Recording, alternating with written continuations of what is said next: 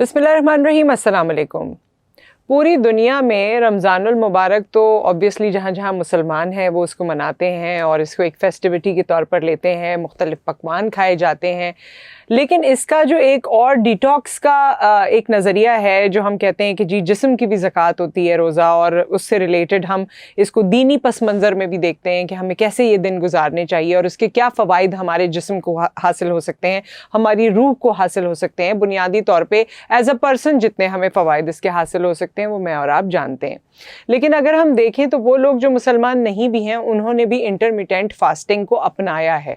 Fasting वो भी कर रहे हैं लेकिन उसे वो इंटरमिटेंट फास्टिंग कहते हैं, और उसमें वो अपनी सेहत से जुड़े जितने फ़वाइद हैं उनको हासिल करने की कोशिश करते हैं। रमज़ान का महीना हमें बहुत सारे फ़ायदे देने के लिए आता है, लेकिन कई बार हमें लैक ऑफ नॉलेज की वजह से, या हम करना नहीं चाहते, या हम दूसरी चीज़ों में बिज़ी होते हैं, तो हम शायद अपने आप को जो बेहतर कर सकें इस महीने में वो नहीं कर पाते। सिंध टॉक में आज हमारे साथ डॉक्टर साहिबा मौजूद होंगी और वो ये हमें बताएंगी। जबकि हम जब भी बात कर रहे थे, टीम से भी बात कर रहे थे, तो ये लोग कह रहे थे वेट लॉस पॉसिबल नहीं है रमज़ान में। रमज़ान में कौन वेट लूज़ करता है? लेकिन डॉक्टर निदा अली आज हमें बताएंगी कि रमज़ान में कौन वेट लूज़ करता है, कैसे करता है, और ये मुमकिन है या नहीं। डॉक्टर निदा हमारे साथ मौजूद हैं। फिटनेस फूड के नाम से इनके डिफरेंट पैकेजेस हैं, डिफरेंट प्रोग्राम्स हैं जो ये लोगों के लिए निकालते हैं, और उससे जैसे नाम सजेस्ट कर रहा है कि फिटनेस से रिलेटेड इनका काम है। अस्सलाम वालेकुम, कैसी हैं डॉक्टर निदा? ठीक ठाक हैं? और आपके डिफरेंट मैं सोशल मीडिया प्लेटफॉर्म्स पे भी देखती हूँ कि मुख्तलिफ लोग आपसे इंगेज होते हैं और वेट लॉस के पूरे पूरे प्रोग्राम्स आप करती हैं, और रमज़ान के भी आपने कुछ इस तरह की चीज़ें निकाली हुई हैं। तो भाई लोग तो कहते हैं रमज़ान में तो हमसे रुका ही नहीं जाता है, कैसे वेट लॉस करें? आपने मुझे भी बताया कि दुनिया में आजकल इंटरमिटेंट फास्टिंग का बहुत ज़्यादा है, लेकिन हम लकी हैं एज अ मुस्लिम कि हमें रमज़ान का महीना मिलता है कि हम पूरे साल जो भी खाते हैं, जो जंक खाते हैं, रमज़ान के महीने में हम अपनी बॉडी को डिटॉक्सिफाई करें, क्लीन करें। अच्छा, इंटरमिटेंट फास्टिंग तो दुनिया में क्यों मशहूर है? इसलिए मशहूर है कि वो सबसे पहले तो आपकी बॉडी को डिटॉक्सिफाई करती है, क्लीन करती है, साथ में एंटी एजिंग है, ठीक है, साथ में एंटी कैंसर है। अच्छा, ठीक है, क्योंकि इंटरमिटेंट फास्टिंग में, या जब आप स्टार्वेशन में होते हैं, जब आप रोज़ा रखते हैं, तो उस टाइम क्या होता है कि आपकी बॉडी के जितने भी सेल्स होते हैं जो कि डैमेज सेल्स होते हैं, जो कि ठीक सेल्स नहीं होते, उस टाइम आपकी बॉडी उन्हीं को इनगल्फ करती है। उस प्रोसेस को ऑटोफेजी बोलते हैं, जो कि बेसिकली अभी जिन्होंने इस रिसर्च पे काम किया उन्हें नोबेल प्राइज़ मिला है।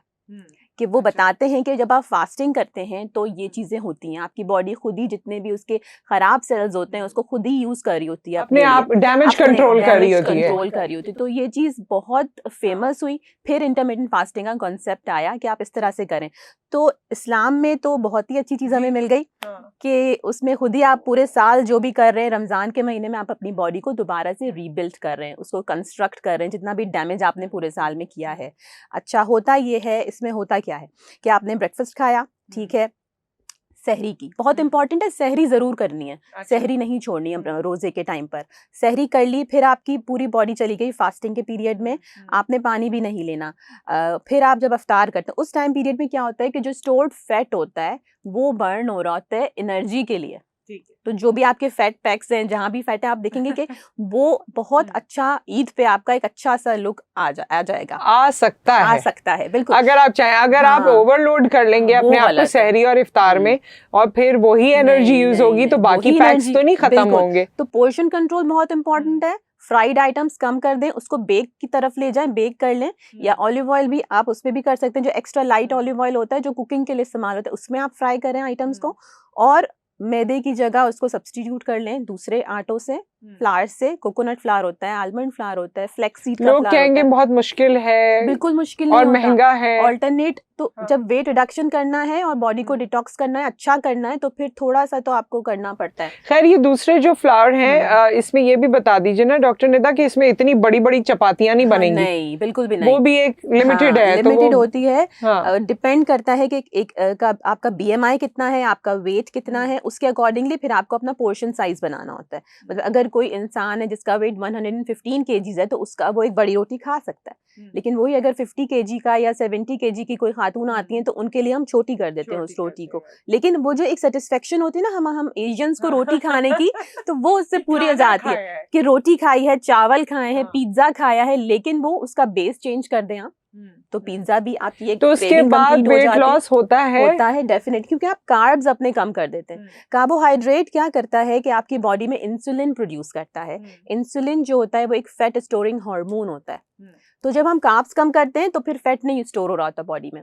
ये एक इसका लॉजिकल अगर मैं आपको समझाऊं जो समझ में आए कि क्या होता क्या है डाइट से जब हम कार्ब्स कम करते हैं। ठीक है, तो बस इसकी वजह से और जो प्रोग्राम्स आप लोग डिज़ाइन करते हैं स्पेसिफिकली, क्योंकि अब एक ट्रेंड सा भी आ गया है एंड आई थिंक इसमें लोगों को हैसल फ्री डाइटिंग अगर कोई करना चाहता है और अफोर्ड करना चाहता है तो वो ऑर्डर करते हैं फूड, जो आप लोगों का भी काम है। तो उसमें क्या ऐसी चीज़ें हैं जो आप समझती हैं कि आप जिन प्रोटोकॉल्स का ख्याल रखती हैं और जो इस पूरे प्रोग्राम को इंटरेस्टिंग बनाते हैं? सबसे पहले तो हम उनका BMI, उनकी एज, हाइट, वेट, ठीक है, उनकी डेली एक्टिविटी क्या चल रही है पूरे दिन में वो मॉनिटर करते हैं। उसको चेक करके उनकी कैलोरीज प्लान करते हैं, उनके मैक्रोज प्लान करते हैं। फिर देखते हैं कि उनको डाइट कौन सी सूट कर रही है उनकी मेडिकल हिस्ट्री के बाद। हमारे पास डिफरेंट डाइट्स हैं, कीटो डाइट है, लो कैलोरी डाइट है जो कि low carb low fat diet होती है, प्रोटीन डाइट है, और आजकल हम न्यू डाइट अपनी कर रहे हैं आफ्टर ईद, डैश डाइट के नाम से। डैश डाइट बहुत ज्यादा फेमस है दुनिया में, तो वो भी हम इंशाल्लाह ईद तक करेंगे। उसमें क्या होता है? बाकी डाइट्स तो हमने नाम सुने हैं, डैश डाइट क्या है? डैश डाइट जो है बेसिकली वो पेशेंट्स जो कि ब्लड प्रेशर के पेशेंट्स होते हैं, हार्ट पेशेंट्स होते हैं, जो कि ये वाली डाइट्स नहीं कर पाते, तो उनके लिए वो डाइट हम बना रहे हैं। बनी हुई ऑलरेडी, जिसमें फ्रूट्स की तरफ ज़्यादा वो है, और आपका वेजिटेबल्स हैं उसके अंदर, लो सॉल्ट है उसके अंदर, ये डाइट है। अच्छा, अब रमज़ान में क्योंकि सहरी और इफ्तार से सहरी तक का टाइम है और इसी में खाना है, बाकी दिन तो आपके पास फास्टिंग है, तो इसमें आप लोग मील्स किस तरह प्लान करते हैं कि जो इंसान का एक सेटिस्फेक्शन लेवल भी रहे और उसका वेट लॉस भी हो सके, और उसको जो घर में बनने वाले, क्योंकि सब लोग तो वो डाइट नहीं कर रहे होते, तो घर में बनने वाले जो पकौड़े, समोसे और दही बड़े और बाकी सारी चीज़ें, उसकी क्रेविंग ना हो। वो इस तरह से करते हैं कि एक तो हमें एक टाइम मिल जाता है इंटरमिटेंट फास्टिंग का, जो मैं पूरे साल अपने क्लाइंट से कहती हूँ कि आप इंटरमिटेंट फास्टिंग करें। 18-6 वो जो 18 और 7 का जो एक आवर्स का एक वो होता है कि आपने 8 आवर्स में खाना है और बाकी आपने फास्टिंग करनी है। तो ये मैं उन लोगों को रिकमेंड करती हूँ पूरे साल जिनका वेट स्टक कर जाता है किसी पॉइंट पे आके। लेकिन रमज़ान में जो वो मुझे अपॉर्चुनिटी मिलती है तो मैं फिर सबसे कहती हूँ कि भाई इसे अवेल करें। और आप बिलीव करें 14 kgs तक भी वेट जाता है लोगों का रमजान में। अच्छा, करते ये हैं कि पकौड़े भी भेज रहे हैं, समोसे भी हम तो भेज रहे हैं, अच्छा भेजते हैं, भी भेजते हैं चटनी के साथ मजे से, तो वो सब चीजें जाती हैं।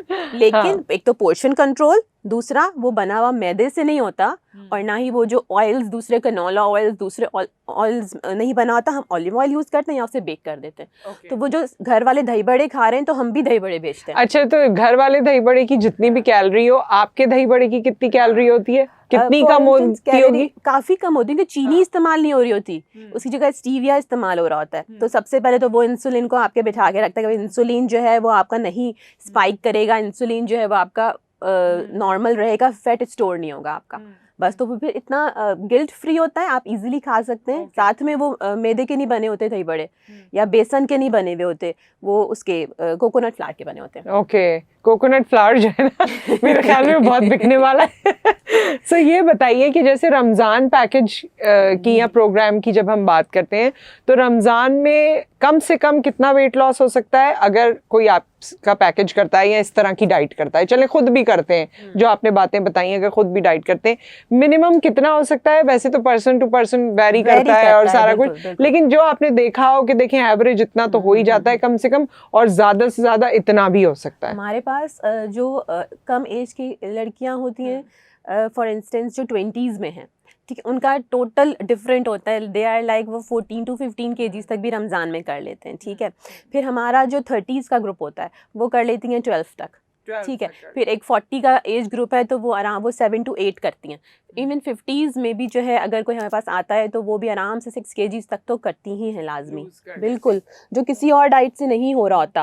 वो कह रही होती है अब हम इतनी एज हो गई कि मेटाबॉलिज्म स्लो हो गया, लेकिन फिर इस डाइट से उनका मेटाबॉलिज्म भी अच्छा हो जाता है, वाटर इनटेक जा रहा होता है, वेजिटेबल्स जा रहे होते हैं, तो बहुत अच्छा करती हैं वो। अच्छा डॉक्टर साहिबा, ये बताइए कि ये सब तो डाइट वगैरह और सारी चीज़ें बड़ी फैसिनेटिंग लगती हैं, लेकिन अक्सर लोग इस पे बहस करने लगते हैं कि इसके साइड इफ़ेक्ट्स हैं। जैसे कीटोजेनिक डाइट के भी लोग बहुत कहते हैं कि इसके साइड इफ़ेक्ट्स हैं।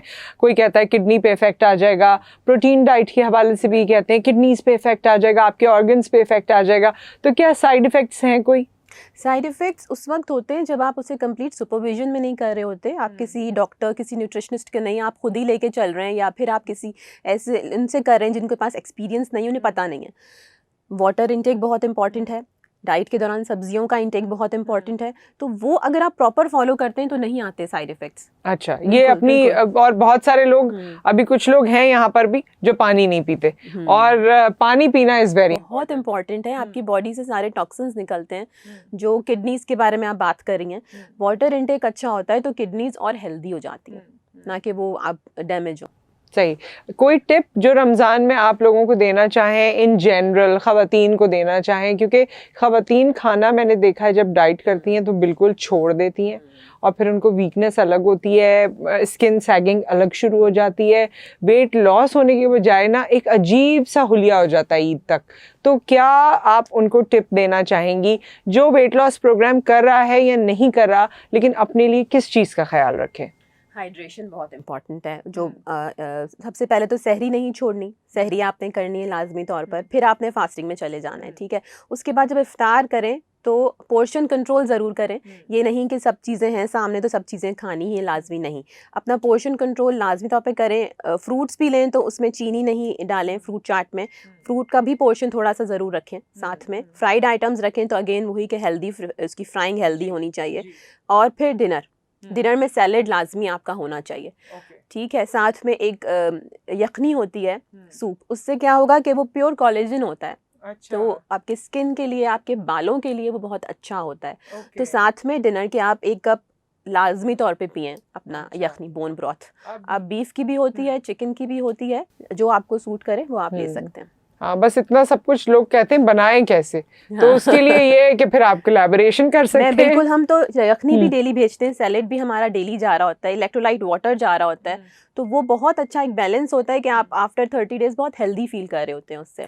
Okay, and with that thank you so much doctor Nida.